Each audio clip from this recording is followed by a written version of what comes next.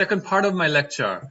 So let's talk about the goals for international financial management, right? The focus of the text is to equip the readers with the intellectual toolbox of an effective global manager. But what goal should this effective global manager be working towards, right? Is it maximizing shareholder wealth, or are there some other goals that we have to worry about? Okay. So, talking about shareholder value maximization, Jack Welch comes to my mind first, right? Unfortunately, he passed away last week, so rest in peace to his family or him, right? But anyway, this is a long accepted goal in Anglo-Saxon culture, right? In America as well as in Great Britain. But there are complicated issues arise. Shareholder value? Well, who are and where are my shareholders, right? Are they only in our country inside the borderline, or are they spread all around the world? Okay. Of course, this is a fictitious imagination, but what if a Korean company's shareholder turns out to be Kim Jong-un? Oh my God. Of course, no North Koreans are allowed to hold South Koreans' shares. So this is unimaginable, but what if, right? That kind of things may happen depending on different countries' settings. In what currency should we maximize their shareholder wealth? Shall I maximize one currency valued, Korean one currency valued shareholder wealth? Or maximize the value in terms of US dollars as well, or Japanese yen as well, okay? Other goals are also there that we have to worry about. Stakeholders. What are the typical stakeholders? Well, labor unions, okay? Employees and suppliers and customers and local community, like if you are managing your factories, right, you have to worry about all these kind of community issues. Anyway, in Japan, managers have typically sought to maximize the value of the keiretsu, their whole group of their firms that is supporting their flagship companies. In Korean pronunciation, that's ke열사, right, in Korea. And then this kind of structure is not unique to Japan or Korea, but is quite prevalent all around the world anyway, right? This kind of family of firms is called 재벌 in these days in global financial academia, 재벌, right? So that's something we'll have to worry about. Another other kind of goals that we have to worry about are there, right? But something that you have to think about is principal agent conflict all the time. Okay, principal agent problem or agency problem. Okay, is there, right? Because as the ownership of the company is separate from the control rights, right? That's creating this kind of agency problem. Shareholders own the companies, but they are so atomistically dispersed. Okay, millions of shareholders are there for Samsung Electronics. This guy say this, that guy say that for the direction of the companies, but somebody has to manage on behalf of all these shareholders. That's what we call the CEOs, right? These guys are called agent, right? Working for the shareholders, working for the shareholders. Now, good luck with that, right? How can you be so sure that the agent will be working hard for you behind his closed door, right? In his home, right? He will maximize his own utility, right? That's the purpose of his life, by the way, or her purpose of her life. That's the economics, right? So in case of Enron, WorldCom, and Global Crossing, we saw this kind of examples so many times. They were, instead of working hard for the shareholders, the CEOs were wasting the monies to, have parties and then traveling all around the world, having fun. So this kind of agency problem is something we have to resolve through corporate governance system. Okay, shareholder value maximization is the primary goal in the end. Okay, even though stakeholder value maximization is an important concept that we have to worry about as well, but the primary concept is about the shareholder value maximization. And in the long run, by maximizing shareholder values, you would also have to be maximizing stakeholder value maximization, right? And this kind of issues also, right? Another kind of issues that you have to worry about is corporate culture or local culture.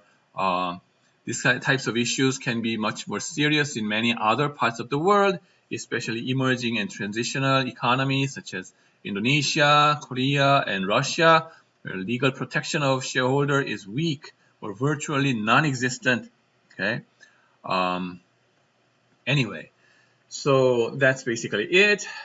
And the next part is about history of globalization. Okay, I say there were 3 waves of globalization, even though the textbook does not say about it. Okay, the textbook moves around from the gold standard era and then moves down to the present days, talking about euro currencies and then different kinds of monetary systems and all these kind of things. But I'm trying to combine all these things into one line of stories, right? Along the timeline. So I'm going to start even before the first wave of globalization. Okay, let's go one by one.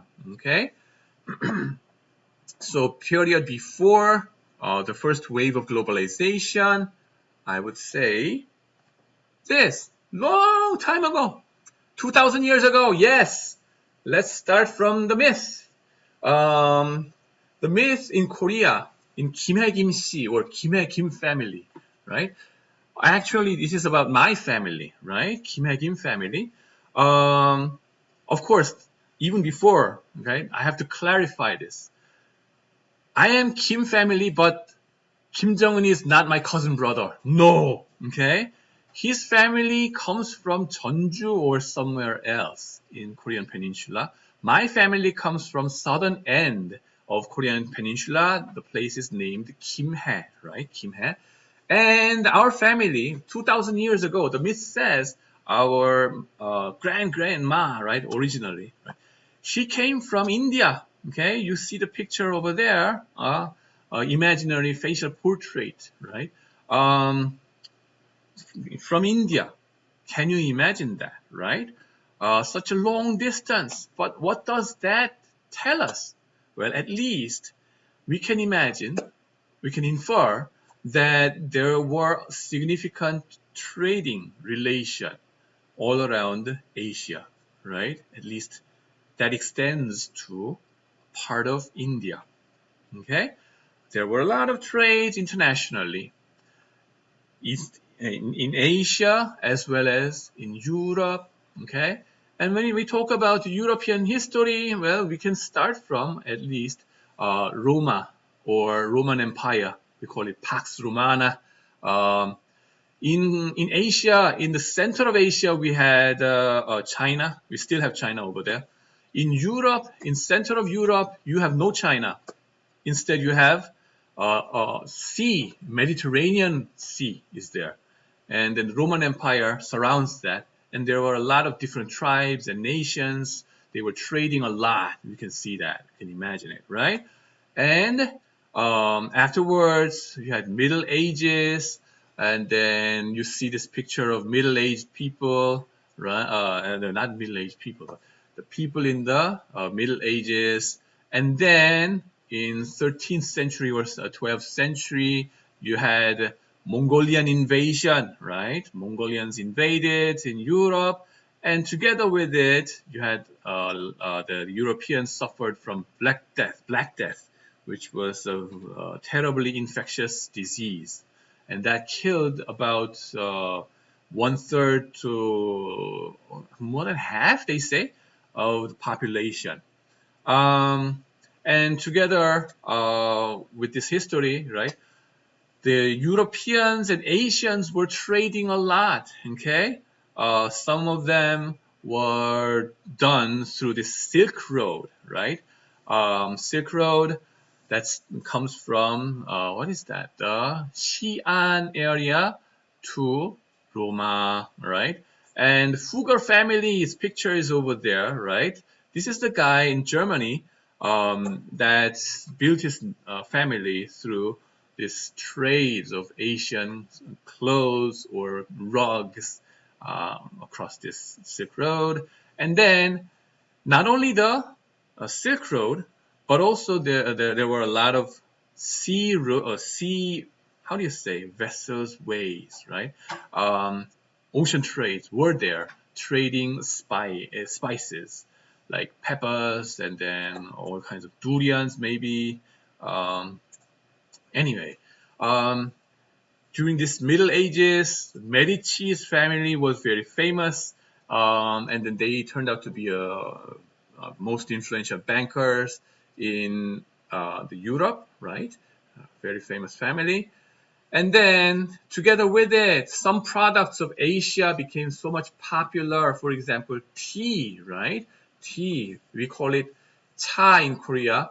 In many parts of the world, they call it cha or chai, or that's kind of, the same thing is called tea or cha, but there the difference comes from, where it originated from. If it, and then the trading route, right? If the trading route was through this, how do you say, the landmass, right? Silk Road kind of routes, then people call it chai or cha kind of things.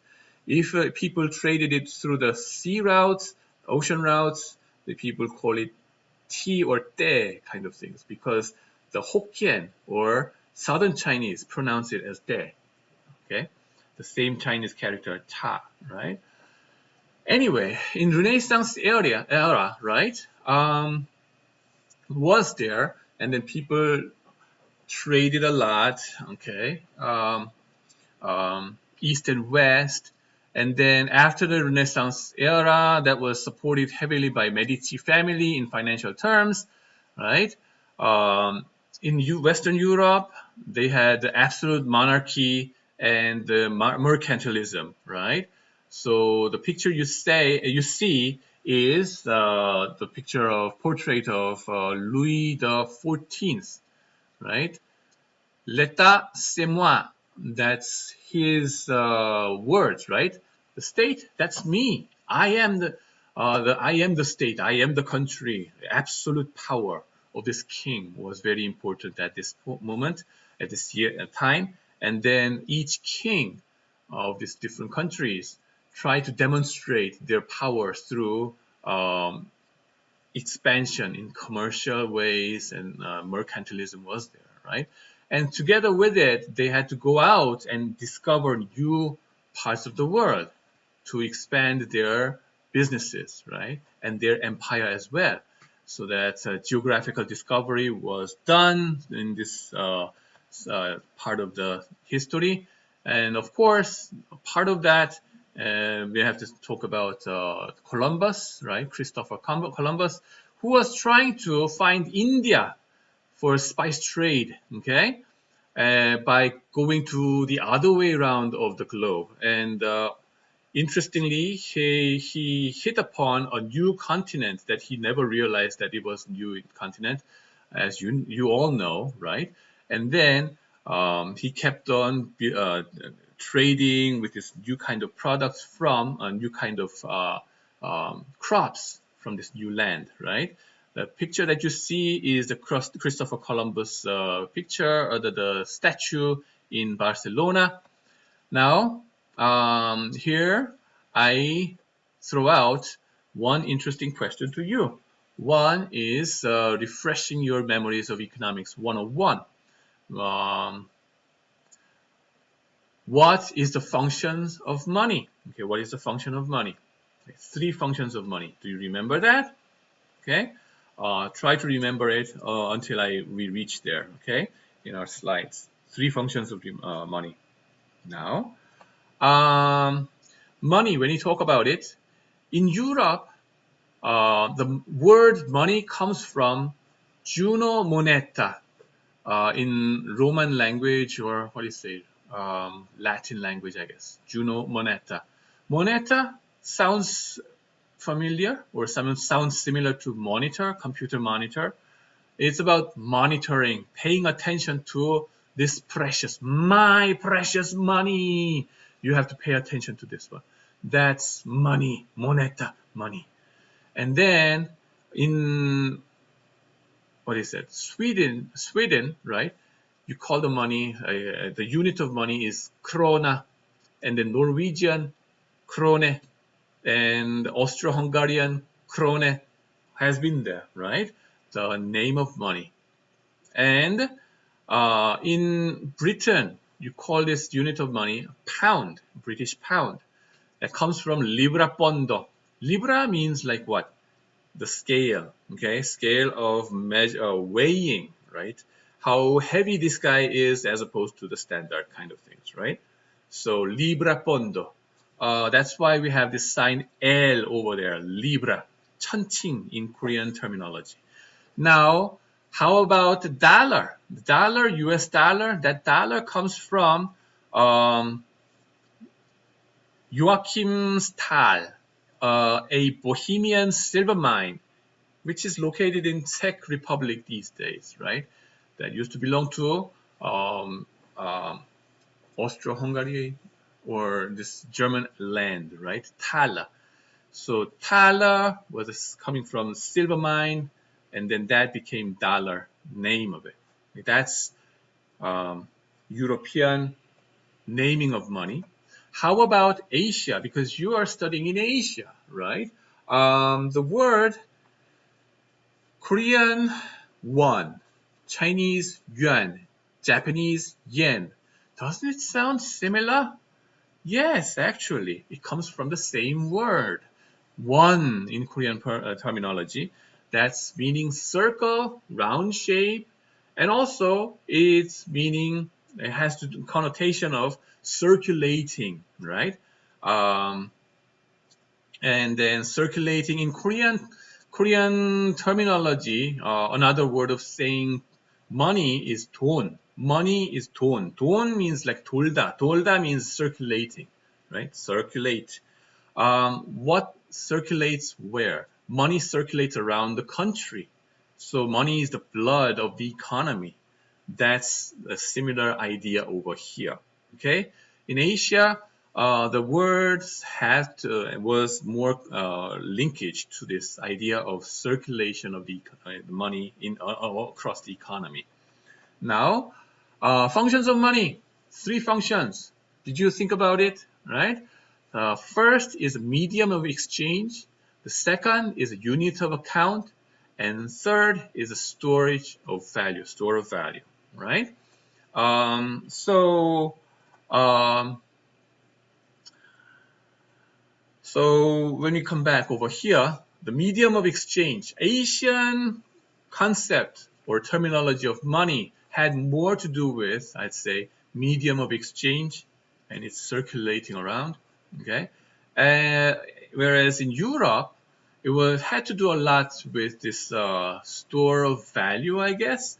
Krona, crown, something related to crown, or some gold or silver, and value is stored in this metal kind of things, right? So that idea was there, okay? Now my dog is barking, so I'm going to stop before we move on to the next one, right? Right.